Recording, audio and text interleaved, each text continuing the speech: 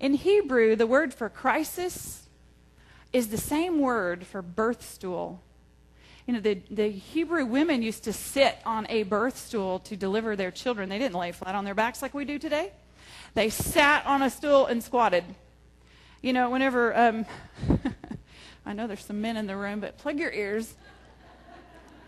When I had my third child, I didn't realize that his arm was all like this. And, you know, I was pushing and pushing for like an hour and a half. And they said, push harder. And I'm like, I'm pushing as hard as I can.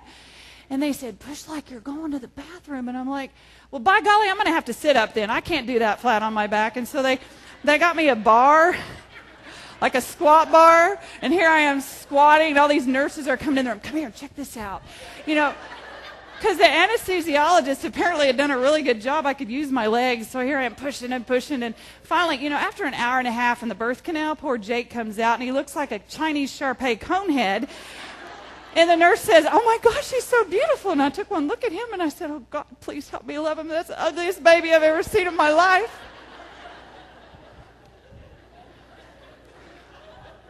You know, the pain of childbirth is horrible, especially, how many of y'all have endured childbirth with no anesthesia?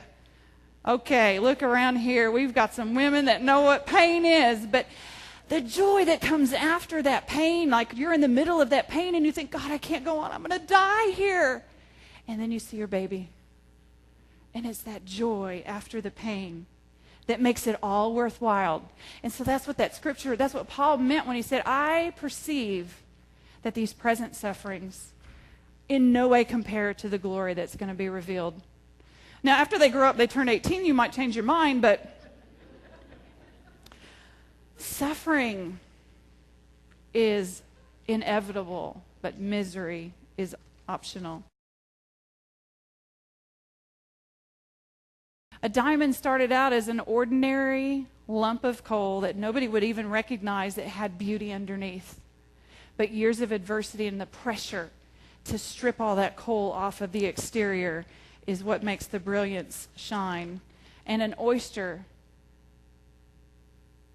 develops a pearl from one tiny grain of sand that enters his shell, and it becomes an irritant. And isn't it that the same way in our lives? Sometimes it's those little bitty things.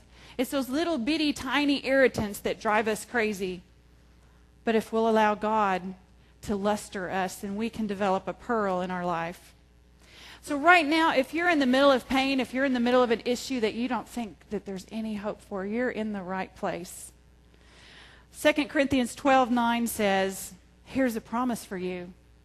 My grace is sufficient, and that my power is made perfect in weakness.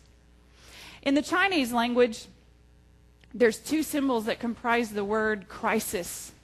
You see, the Chinese have a different way of looking at issues.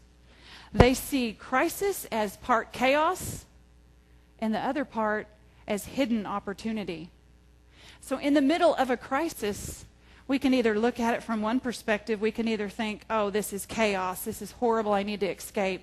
Or we can say, God, what are you trying to do in my life? What are you trying to do in my life through this situation? And he will tell you. If we'll surrender our hearts to him and ask him for his help, he will do that.